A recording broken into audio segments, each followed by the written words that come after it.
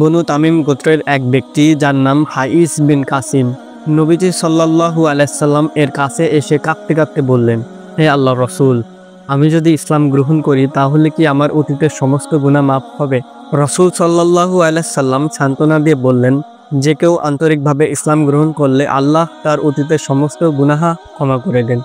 কিন্তু লোকটি আরও বেশি কান্নায় ভেঙে পড়েন।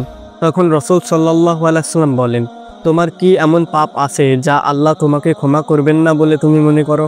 তখন লোকটি বলতে শুরু করলো, হে আল্লাহর রসুল, যখন আমার স্ত্রী গর্ভবতী ছিল তখন আমি ব্যবসায়ের কাজেও অনেক দূরে ছিলাম। ফিরে আসার পর সে আমাকে বলল, তোমার সন্তান জন্মের পরে মারা গেছে। তখন আমি তাকে কিছু বলিনি। কিন্তু 5-6 বছর পর দেখি আমার ঘরে ছোট্ট একটা মেয়ে খেলা করছে।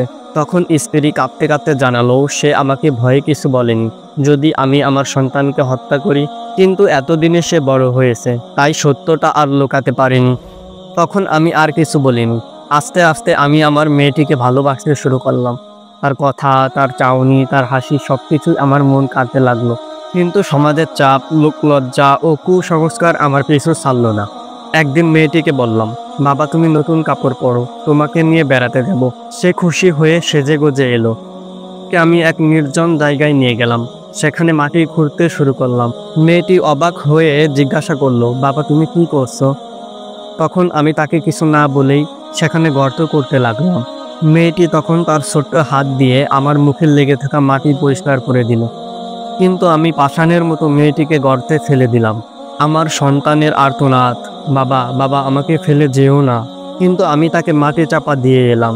লোকটি এতটুকু বলে থেমে গেল। তখন সবার হৃদয় কেঁপে উঠল।